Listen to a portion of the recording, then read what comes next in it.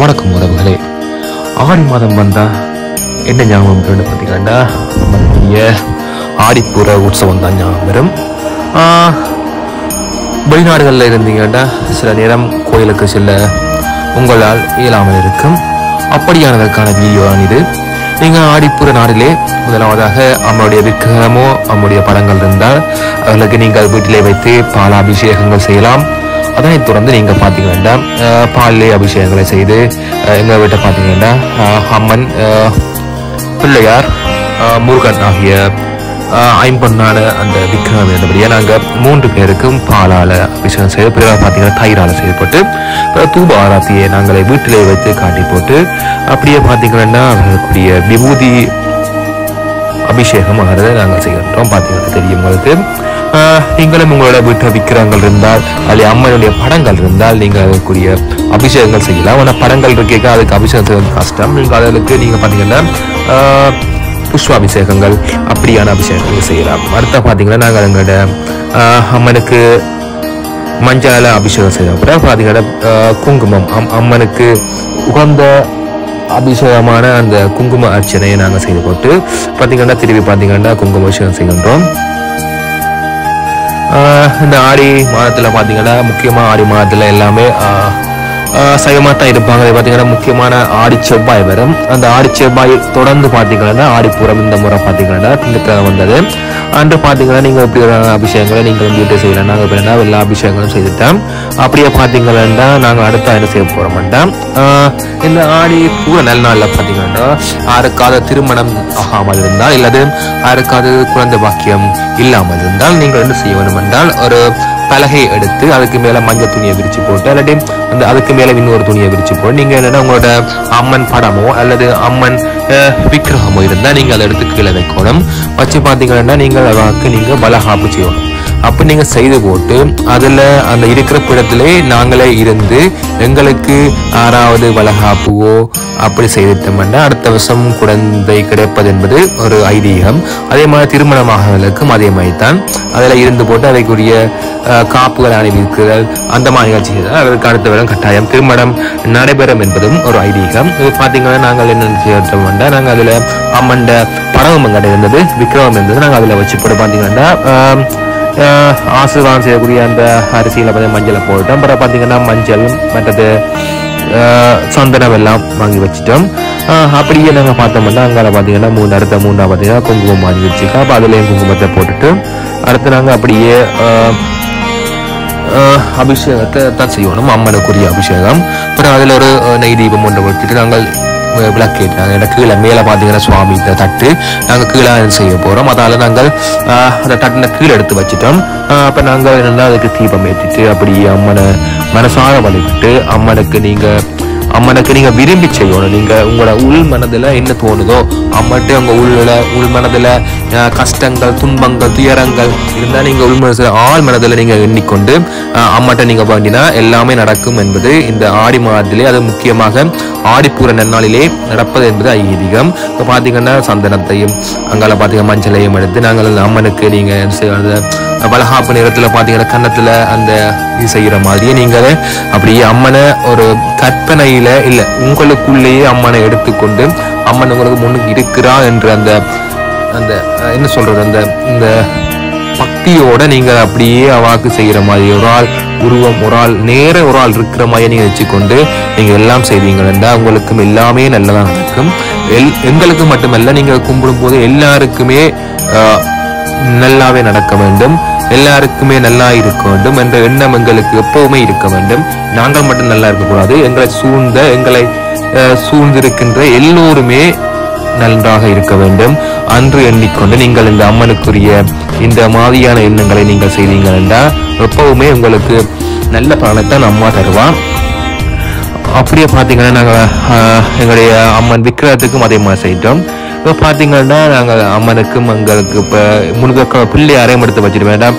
எல்லாத்துக்கும் ஆரம்பம் பிள்ளையார் தானே, அவருக்கும் ஒரு சிறந்த ஒரு வழிபாட்டை முதலாக செய்து போட்டு நாங்கள் எல்லா காரியங்களையும் தொடங்கும் போது நாங்கள் விநாயகனை தொழுதால் நல்லம் என்ற அந்த எங்களுடைய நம்பிக்கையை பொறுத்து நாங்கள் முதலாக விநாயகருக்குரிய வணக்கத்தை தெரிவித்துக் கொண்டு நாங்கள் அங்கால அம்மனுக்குரிய நல்ல ஒரு பணியினை செய்வதற்காக நாங்கள் இப்போ பார்த்தீங்கன்னா எல்லாமே எடுத்துட்டோம். பார்த்தீங்கன்னா வளையல் எல்லாம் வாங்கியாச்சு. இப்போ இங்கே வெளிநாட்டில் இருக்கபடியா எங்களால் ஒரு அந்த பிளாஸ்டிக் வளையல் எங்கள் அஞ்சமாக கொள்கொலை செய்ய முடியாமல் போயிட்டுது. எங்கள் என்ன வளையல் இருக்கோ அதை பற்றி நாங்கள் நம்மளுக்கு செய்யலாம் என்றதோட நாங்கள் பார்த்தீங்கன்னா ஒரு மாலையாக அந்த வளையல்களை கட்டி கொண்டிருக்கின்றோம். இப்படியே நீங்கள் மற்ற பிளாஸ்டிக்கில் வர அந்த கலரான மாலைகளை நீங்கள் செய்து நீங்கள் வைக்கலாம். உங்களுக்கு ஏற்ற மாதிரி நீங்கள் செய்து கொள்ளலாம். நாங்கள் எப்படி பார்த்தீங்கன்னா அப்படி கட்டி அம்மனுக்குரிய நாங்கள் கட்டிட்டோம். என்ன முதல்ல எல்லாம் வச்சாது பிறகு பார்த்தீங்கன்னா அம்மனுக்குரிய அந்த மரியாதை நிமித்தம் நாங்கள் அவாக்குரிய அந்த மாலையை அணிவிச்சிட்டோம். அப்படியே பார்த்தீங்கன்னா சும்மா நல்லா தான் எங்களை பக்தி பரவசங்களோட நாங்கள் எதுவுமே செய்யும் போது நம்பிக்கையோடு எதுவும் செய்யும் போது எல்லாமே நல்லதே நடக்கும். அதுக்கேற்ற மாதிரி நாங்கள் பார்த்தீங்கன்னா அந்த வளைகாப்புக்குரிய காப்பினை அம்மனுக்கு அணிவிச்சாச்சு, சமர்ப்பிச்சாச்சு. ஒன்றெண்டு காப்புகள் நாங்களும் அணியோடும் மக்களுக்கும் கொடுக்க என்பதற்காண்டி அதுகளில் நாங்கள் இடையில அம்மனுக்கு நாங்கள் போட்டு விட்டாங்க. ஏன்னா போய் எடுத்து நாங்களும் போகணும் என்பதற்காண்டி நீங்களும் அதே மாதிரி செய்யுங்க. நீங்களும் போட்டு விட்டு உங்களுடைய அக்கம் பக்கம் உங்களோட சொந்தக்காரரோ யாருக்கும் நீங்கள் வீட்டு சைடாக கொடுக்கலாம். கோயில் சைடாக அப்படி இல்லை. கோயிலில் நீங்கள் ஒரு பூ சமைச்சிட்டீங்கன்னா அதில் அரவாசியை அங்கே பக்தர் தான் கொடுக்கணும். அரவாசியை நீங்கள் வீட்டு கொண்டு வந்து நீங்களும் உங்களுக்கு போட்டு கொள்ளலாம். இது நாங்கள் வீட்டை செய்கிறபடியாக நாங்கள் கொஞ்சத்தை பெருமை எடுத்து வச்சுனாங்க. ஏன்னா எங்கள் சொந்தக்காரருக்கெல்லாம் கொடுக்கணும். அப்படி கொடுத்தா தான் நன்மை. ஏன்னா இப்போ நாங்களே எல்லாமே எடுத்து அம்மனுக்கு சமர்ப்பிச்சு எங்களுக்கே எல்லாம் கிடைக்கணும் இல்லை, எல்லாருக்குமே எல்லாம் கிடைக்கணும். அதுக்காண்டி நாங்கள் எல்லாத்தையும் எடுத்து வச்சாச்சு. அப்போ கடைசியாக பார்த்தீங்கன்னா அம்மனுக்கு அந்த இந்த ஆசீர்வாதம் செய்கின்ற நீங்கள் இப்போ நாங்கள் செய்து கொண்டிருக்க வேண்டாம். இப்போ எல்லாம் பலகாபலம் போட்டால் அப்புறம் நல்லா இருக்கணும், எல்லா சந்தோஷமாக இருக்கணும். ஒரு ஆளுக்குன்னு செய்கிற மாதிரி தான் செய்கிறோம். அதனால் அவன் நல்லா கொண்டு இந்த ஆசீர்வாதம் செய்துட்டு அப்படியே பார்த்தீங்கன்னா நாங்கள் மஞ்சள் எல்லாம் வாங்கினாங்க. அப்போ அதுக்கு கட்ட வச்சுட்டோம். பிறகு பார்த்தீங்கன்னா இதெல்லாம் முடிஞ்ச அப்புறம் பார்த்தீங்கன்னா வேப்பிலையை கொண்டது என்னென்ன திசு தெளிக்கிற கண்ணு பட்டுரும். அந்த நார்மலாக ஒரு ஆளுக்கு பார்த்தீங்கன்னா நல்ல வலிவை அந்த கண்ணூர் பட்டுறதுனால திசு தெளிச்சிட்டு போட்டு அப்புறம் பார்த்தீங்கன்னா நாங்கள் சக்கரை பொக்கல் செய்து வச்சுனாங்க. அதையும் வச்சுட்டு பழத்தட்டு எல்லாம் பால் எல்லாம் வச்சுட்டு நாங்கள் திருப்பி தூபாரத்தை செய்வோம். அப்படியே தூபாரத்தை செய்து போட்டு பார்த்தீங்கன்னா அப்படியே மனம் உருகி நாங்கள் வேண்டிக் கொண்டோம்டா எல்லாருமே நல்லா இருக்கணும்ன்றதுக்காண்டி இப்படியே பார்த்தீங்கன்னா நாங்கள் என்ன செய்கிறோம்டா இப்படியே தூபாரத்தை செய்த பிறகு நீங்கள்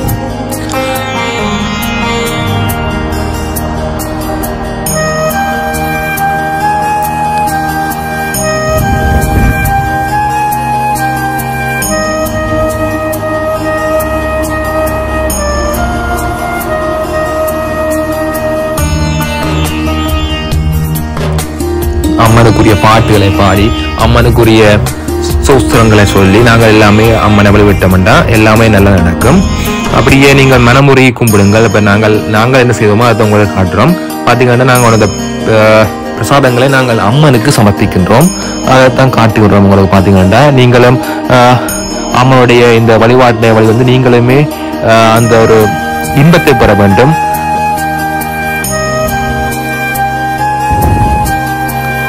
ராகு காலத்தில் நாங்கள் தீவிரமேற்று நாங்கள் ராகுக்குரிய அம்மனுக்குரிய பாட்டுகளை பாடுவதற்காக இப்போ நீங்கள் பார்த்து கொண்டு இருந்தீங்கனாலுமே நீங்களும் அந்த பாட்டினை பாட்டு அம்மனுடைய எல்லா அனுக்கிரகங்களையும் நீங்களும் பெறணும்.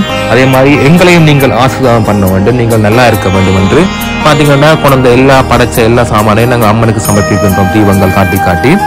அதே மாதிரி தான் நீங்கள் பார்த்தீங்கன்னா தெரியும்.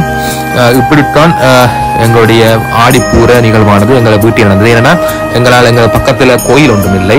அதனால எல்லாரும் கோயிலுக்கு எல்லா நேரத்திலும் போயிடாது. அதனாலதான் நாங்கள் வீட்டையை செய்து போட்டு நாங்கள் பார்த்தீங்கன்னா இதை நாங்கள் உங்களுக்கு சமர்ப்பிக்கின்றோம். இதை பார்க்கின்ற அனைத்து அடியவர்களுமே நம்மளுடைய அந்த அருள் கடாட்சம் கிடைக்க வேண்டும். அவங்களுக்கும் எல்லாமே நல்லதாக நடக்க வேண்டும். அவருடைய குடும்பத்தில் திருமணமாக வேண்டும். கல்வி செல்வங்கள் நல்லா எல்லா பிள்ளைகளுக்கும் சேர வேண்டும். அதே குழந்தை பேறு இல்லாதவர்கள் குழந்தை செல்வம் கிடைக்க போகின்றவர்களுக்கும் நல்ல குழந்தைகள் கிடைக்க வேண்டும் என்று எங்களுடைய அம்பாளை நாங்களும் வழிபட்டு நீங்களும் வழிபடுங்கள். நீங்களும் எங்களுக்காக பிரார்த்தியுங்கள். நாங்கள் என்றுமே உங்களுக்காக பிரார்த்திக்கின்றோம்.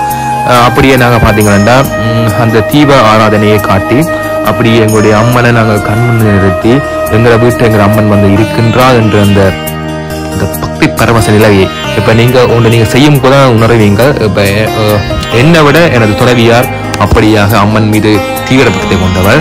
அவ அப்படி சொல்லுகின்றாள். என்னென்றால் தான் செய்யக்க அந்த அம்மனே வந்து இருக்கிற மாதிரியும் அம்மனுக்கு நான் செய்யும் போது என் கண்ணிலிருந்து ஆனந்த கண்ணீர் தான் வருகின்றது என்றும் எங்கள் சொல்லிக் கொண்டு இருப்பான். இப்போ பார்த்தீங்கன்னா திருப்பி எல்லாம் முடிஞ்சு அபிஷேகங்கள் செய்த பிறகு அப்படியே திருப்பவும் நாங்கள் அந்த